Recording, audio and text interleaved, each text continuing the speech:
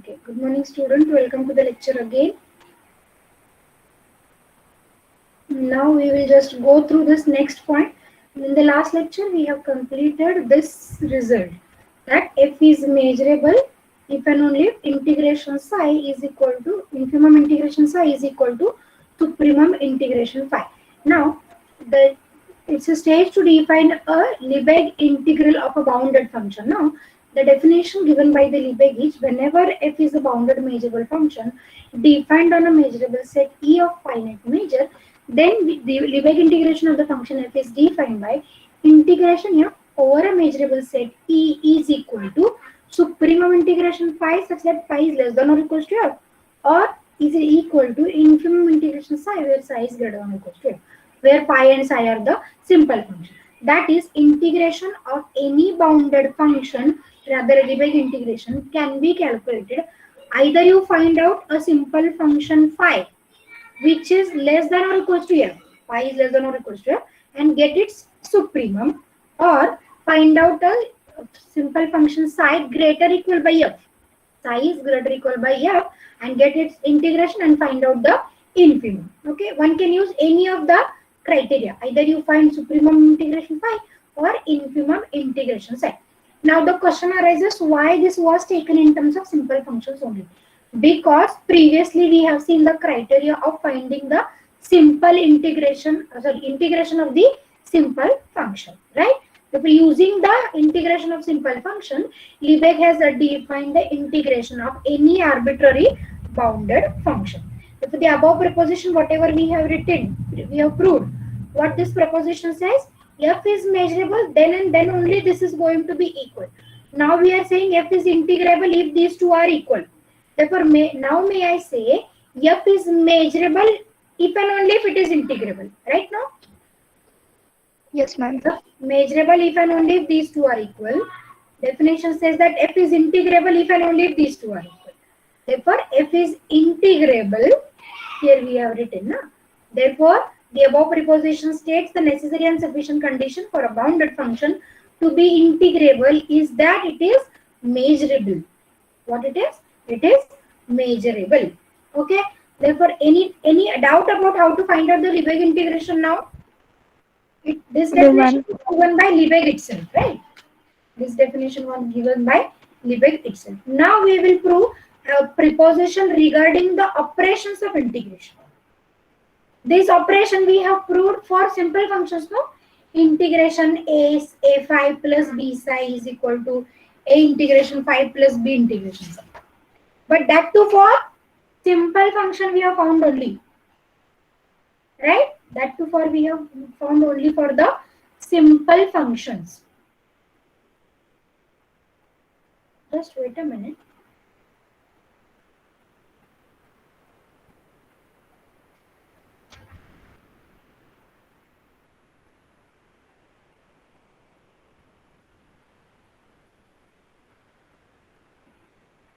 Let me check whether I can open this from the journal.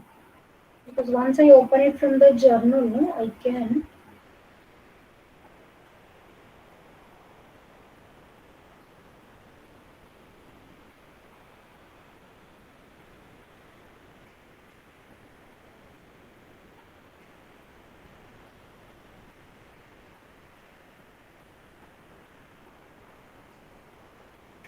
Okay, is the screen visible again? This definition, Lebesgue integral? Yes, ma'am. Okay, good. Now I have opened it from the pen tab. Okay. Now let us try to understand. Now what we were trying to prove, f and g are bounded and integrable functions. F and g are bounded and measurable functions on a measurable set. Measurable, what it can give us? Integrable also, no? Yes, ma'am. Yes, ma'am. Can give us integrable also. Now this pen tab is working again. Now our aim is to prove these five statements. What the statement says? Integration af plus bg is a integration f plus b integration g. Already we have proved this kind of result, but for simple functions we have proved. Now we want to generalize the result for.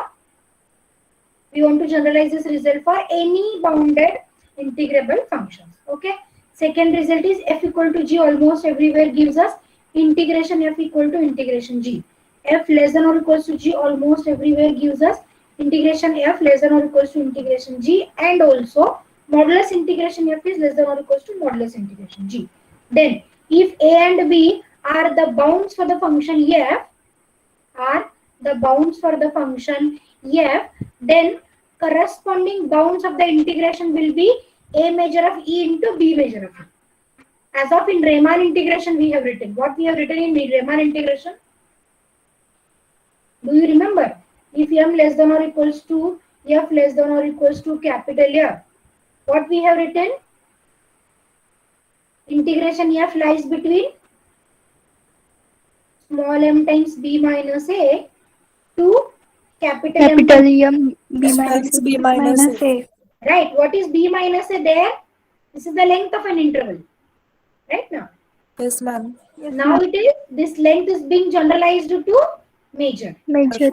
Therefore, integration f lies between a into measure of e to b into measure of e. Right.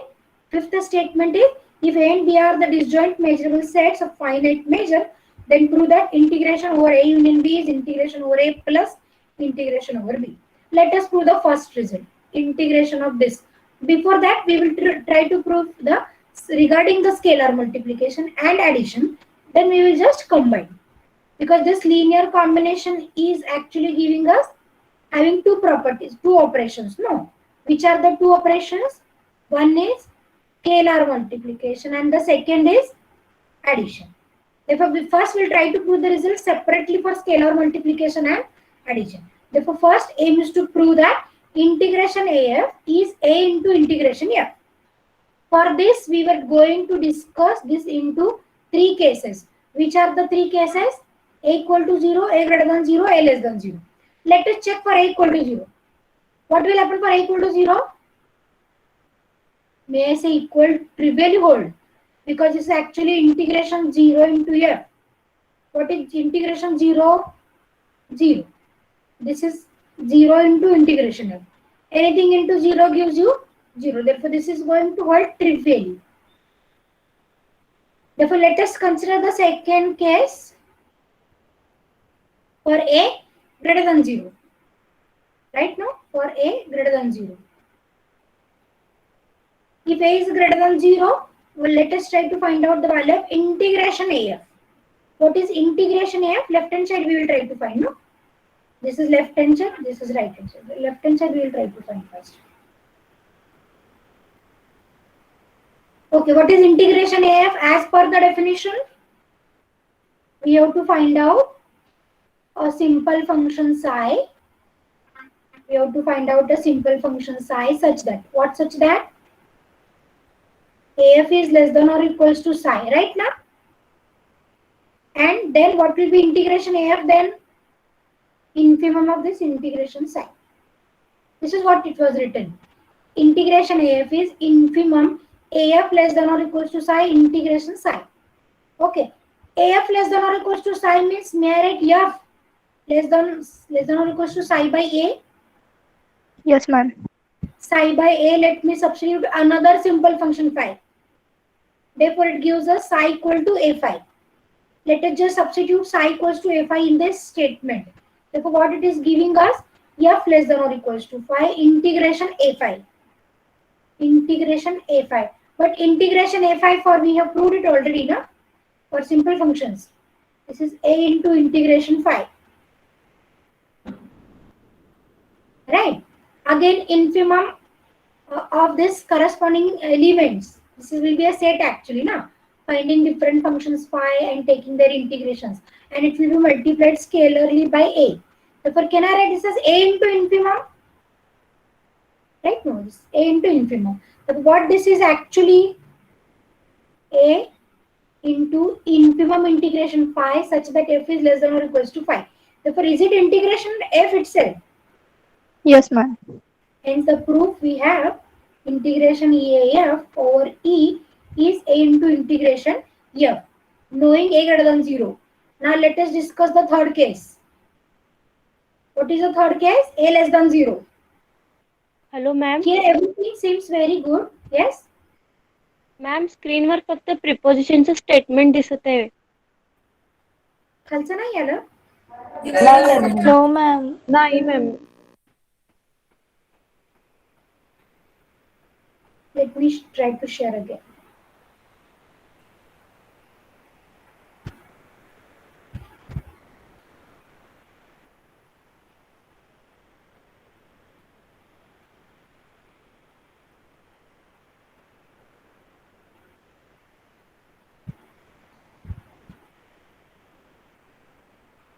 Can you check now? Is it visible?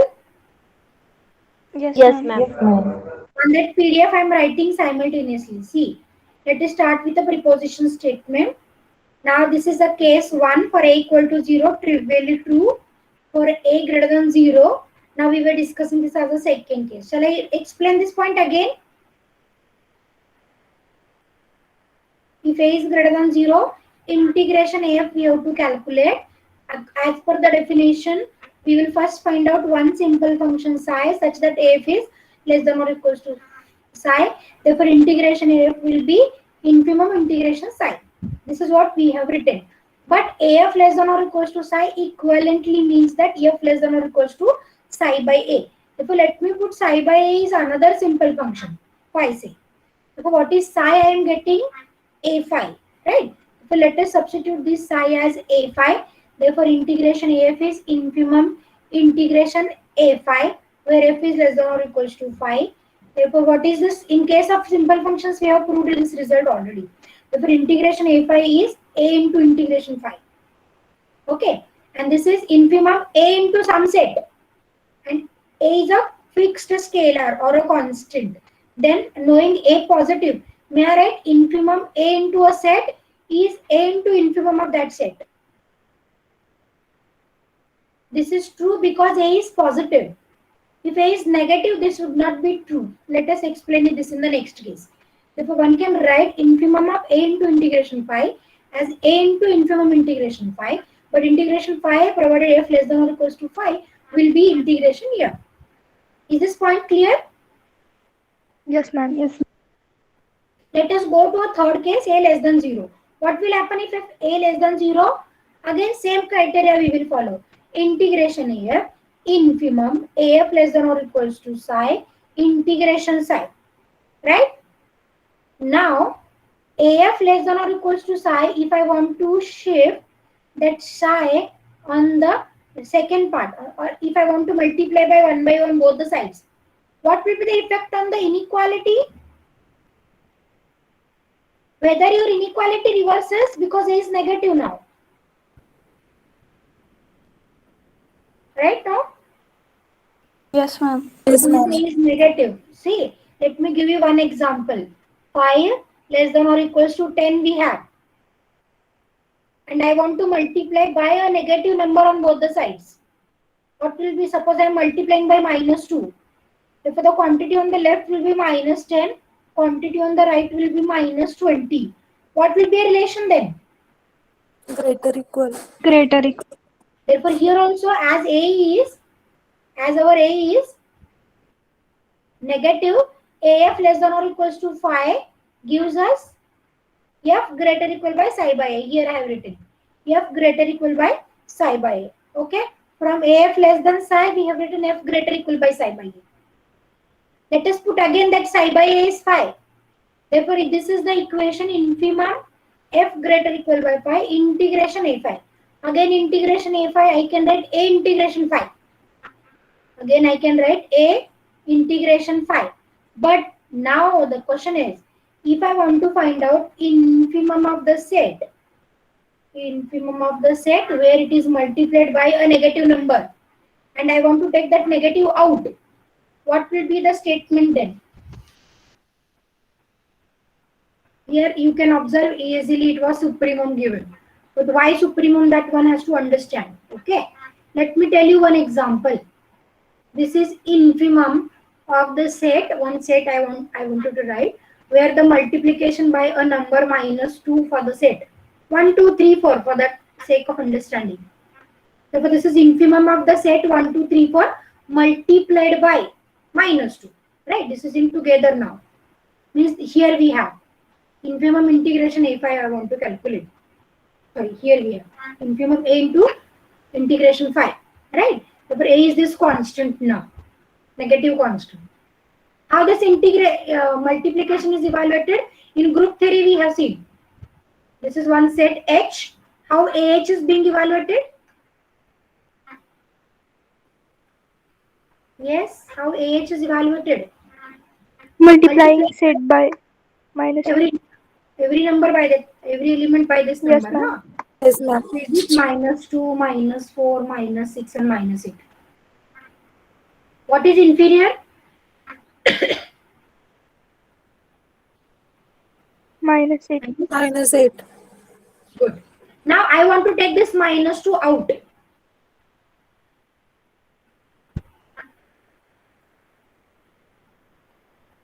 And let us check whether if I keep infimum, what happens, and what happens if I take supremum.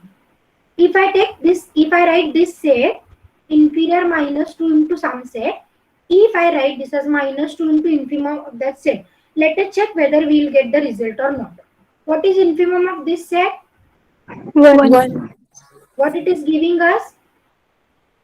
Minus 2.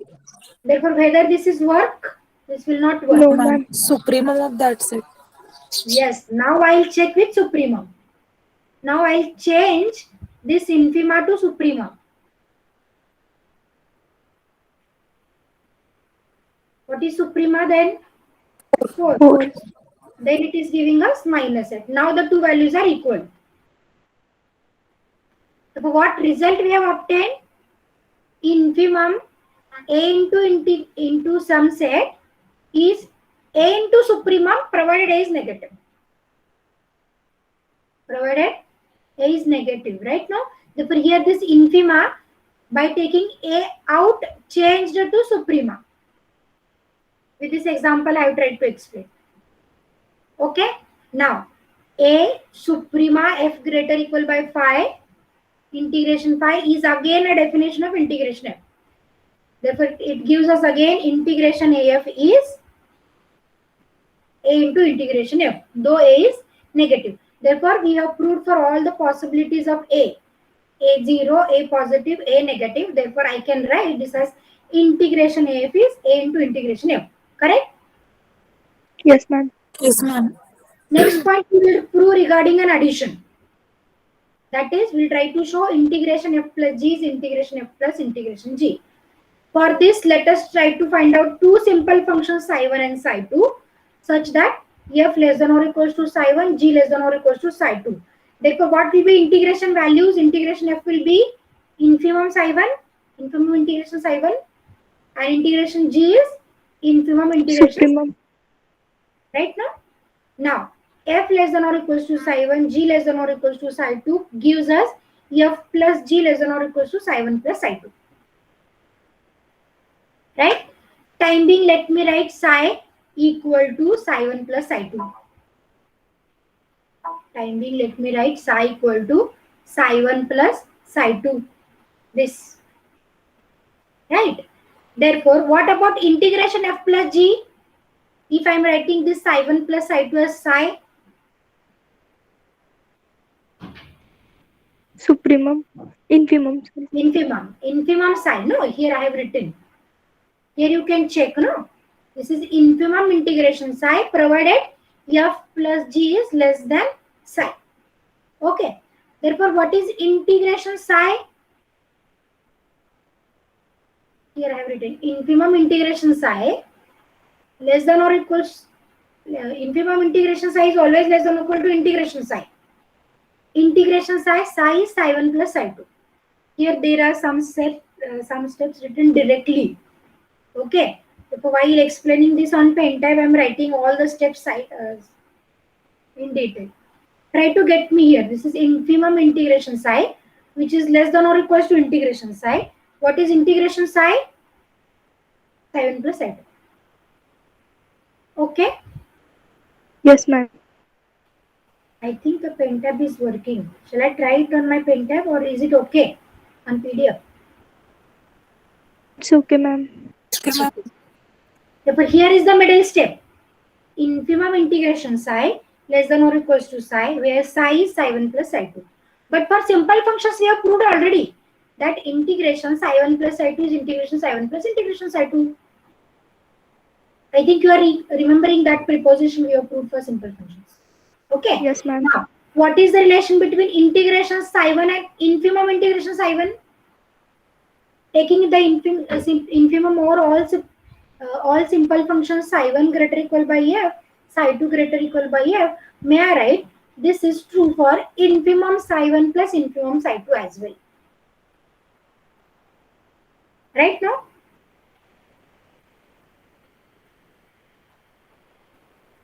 I think it is creating a trouble for you people to understand. Now, whatever such psi1 is going to exist, we will take the infimum of all over psi1s, because the same kind of inequality hold if I replace this psi1 by the infimum one. If I replace this psi2 by the corresponding infimum value also. Right? Yes, So ma'am. what is infimum psi1 f less than or equals to psi1? This is integration, yeah? Infimum psi2 g less than or equals to s. This is integration g. Therefore, this is integration f plus integration g. One part of the inequality we have proved by taking infima part. Now we will prove the second part of the inequality by taking suprema part. Again, let us start with the two simple functions phi1 and phi2, such that phi1 less than or equals to f, phi2 less than or equals to g. Then what about phi1 plus phi2 less than or equals to f plus g? Okay. Therefore, what is integration f plus g as per the definition? Supremum phi less than or equals to phi1 plus phi2. Right now? Phi less than or equals to phi1 plus phi2. Therefore, with the similar argument here, infimum psi less than or equals to psi1 plus psi2, may I write for suprema integration phi1 greater equal to integration phi1 plus phi2 with a similar argument. Yes, ma'am. Okay, therefore this is again for simple functions it is true that integration f plus g we have obtained greater equal by integration phi1 plus integration phi2. Again, if this is true for the functions phi1, it is true for the functions. If I take the suprema as well, taking supremum over all simple functions phi1 and phi2. Therefore, one can write integration f plus g is greater equal by supremum phi1 plus supremum integration phi1 plus supremum integration phi2. But what is supremum integration phi1? Integration f. Supremum integration phi2 integration g. Therefore, let us combine both the inequalities given by statement A, statement B. Therefore, what the result is? Integration f plus g is integration f plus integration g. You have to just take carefully. You have to just look at these points, suprema, infima points carefully. Once you understand suprema, infima points carefully, there is no trouble to write these equations. Right? Therefore, let us prove in general integration f plus bg. First, let us use the result for addition, and then use the result for scalar multiplication. Hence, first point is true. Okay? Any difficulty with this? If you have, you can No, ask. ma'am. Next, second point we will prove f equal to g almost everywhere. What is the second point to prove? F equal to g almost everywhere. Then our aim is to prove integration f is equal to integration g. F equal to g almost everywhere. May I write f minus g equal to 0 almost everywhere? Yes, ma'am. Yes, ma'am. Then we will find out the simple function psi such that psi is greater equal by f minus g equal to 0 almost everywhere. Therefore, what about this psi? May I write psi greater equal by 0? Yes, ma'am. Therefore, here I have written psi greater equal by 0 almost everywhere. Psi greater equal by 0 almost everywhere. And we have proved the result in case of simple functions. If psi greater equal by 0 almost everywhere, integration psi is greater equal by 0. If you remember that result we have proved previously for simple functions. Okay. Now take the infima. If integration psi is greater equal by 0, and then if I just take this infimum for all such a simple function psi greater equal by f minus g, what about the result? Still it is greater equal by 0, na? Because Yes, if ma'am. every element in the set is non-negative, what about the infima? Still non-negative. Therefore, what is integration psi? This is integration f minus g. Infimum integration psi is integration f minus g. But in the previous step, we have proved if I take the value of a as plus 1, b as minus 1, what will happen here? A plus 1, b minus 1.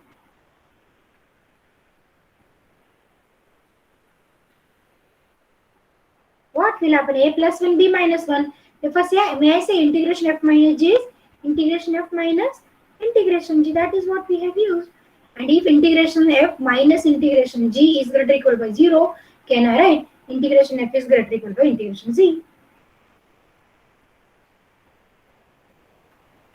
And the result holds. Right? This is what we have taken. We have proved greater or equal by taking infima. Therefore, if I take suprema, in the same case, we can similarly show phi be a simple functions such that phi be a simple function if I take similar result holds with less equal. Right? Yes, ma'am. By taking psi greater or equal by f minus g, we have proved. Therefore, by taking phi less than or equals to f minus g, we will prove the reverse part of the inequality. Here it was not given in detail. You can try for it. No. Hence, equality is going to hold. Next result, f less than or equals to g almost everywhere. What to prove? F less than or equals to g almost everywhere. To prove that integration f less than or equals to integration g over e.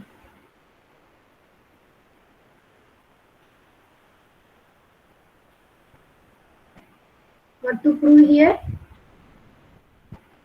Integration f less than or equals to integration g on the set E. And later we have to prove the modulus is having the same kind of relation. F less than or equals to g almost everywhere means g minus f greater or equal by 0 almost everywhere. Right? Again we'll find out one simple function psi such that which is greater or equal by g minus f. Greater or equal by g minus f, g minus is greater or equal by 0 almost everywhere. Therefore one can write psi greater or equal by 0 almost everywhere. If psi greater or equal by 0 almost everywhere, integration psi is greater or equal by 0. Again, infima is also greater or equal by 0. Therefore, what is infima? Integration psi such that psi is greater or equal by g minus f. This is integration g minus f. What is integration g minus f? Integration g minus integration f. Where it gives us integration g minus integration g greater or equal by integration f. That is integration f less than or equals to integration f g. Hence the proof. This holds. What in case of modulus?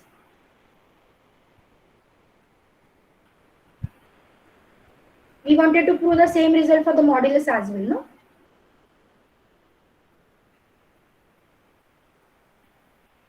We wanted to prove same result for modulus. That is modulus integration f is less than or equals to integration modulus f. This we have proved in Riemann integration also, na? Yes, ma'am. Yes, ma'am. Let us prove this. Okay. Now we know f always lies between mod f2, negative mod f2 plus positive mod f. Why? Mod f is less than or equals to f. Right or wrong?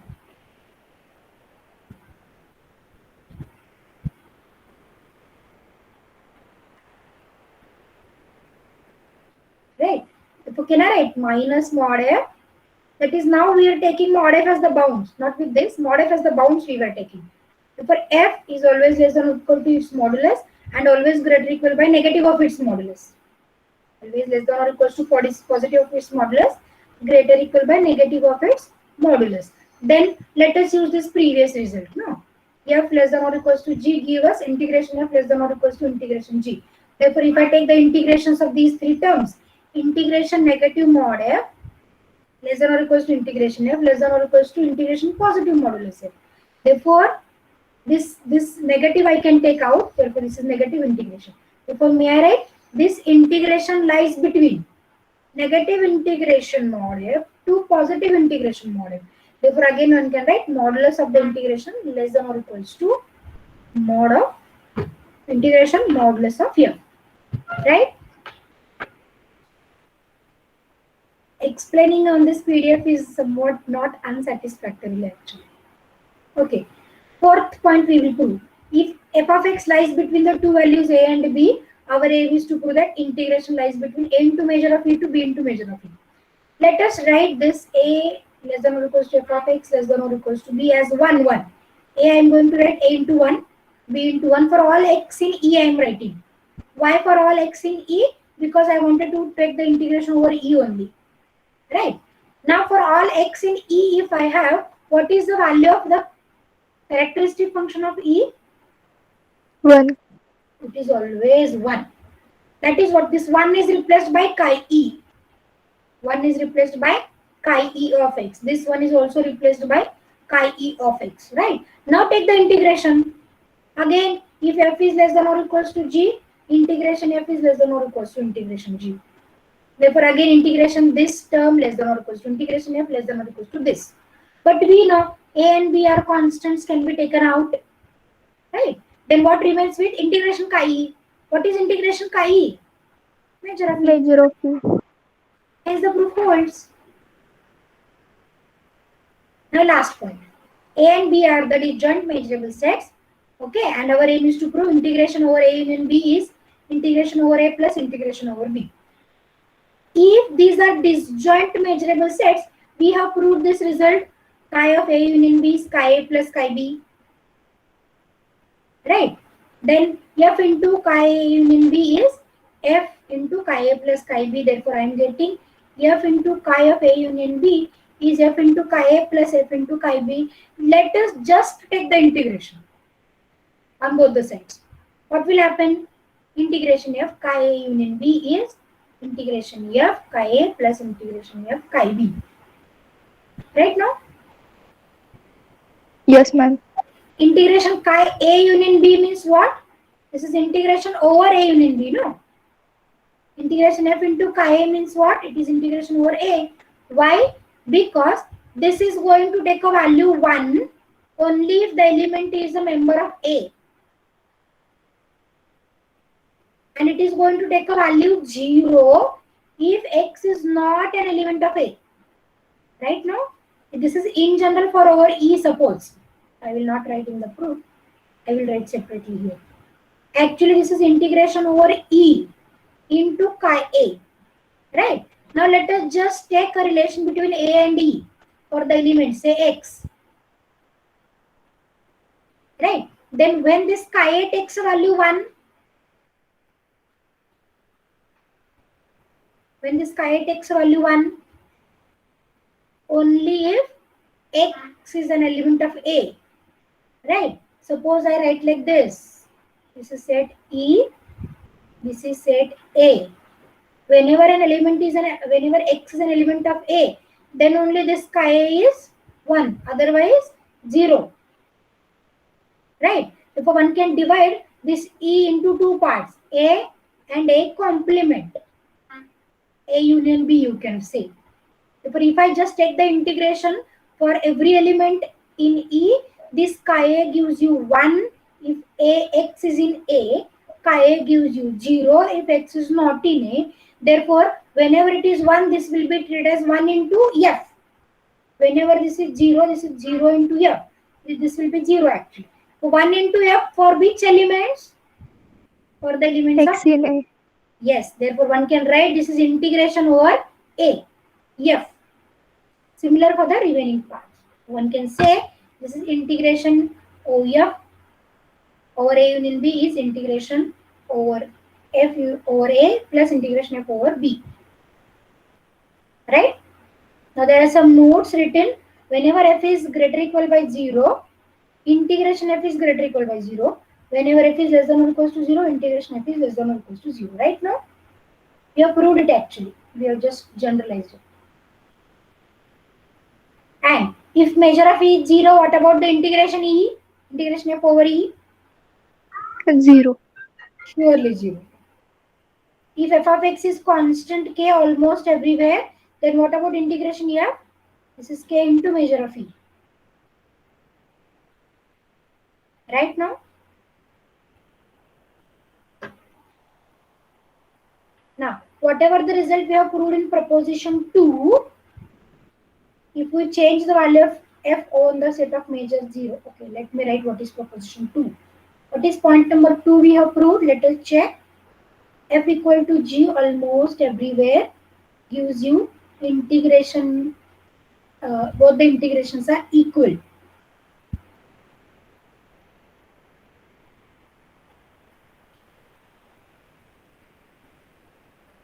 F equals to G almost everywhere gives you integration f over E is equals to, right? But now here we have written if the measure of the set is 0, then integration is 0, na? Because integration totally depends on the measure of a set. Therefore, if we change the value of function f on a set of measure 0, there is no effect on Lebesgue integration. Because whatever is your function f defined on a set of measure 0, Lebesgue integration gives you a 0 value. Right now? Right? Now we wanted to discuss the converse need not be true. What is the converse of this statement? If integrations are equal, whether the functions are almost everywhere equal or not. Correct now? What is the converse of this statement?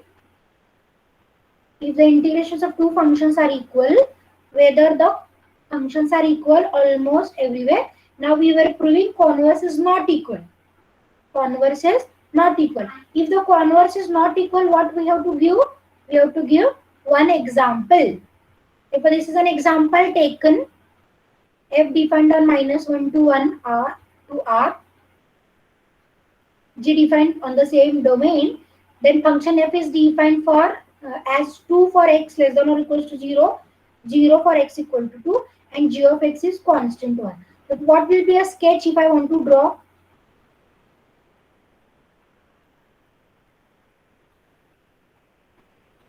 For the function f, the range Step is function. -1 to 1. Okay. For all positive, this takes +2 value. And for all negative, takes 0. Sorry, for all negative, this is less than or equals to 0 to 2. No? And here, gx takes +1 for all.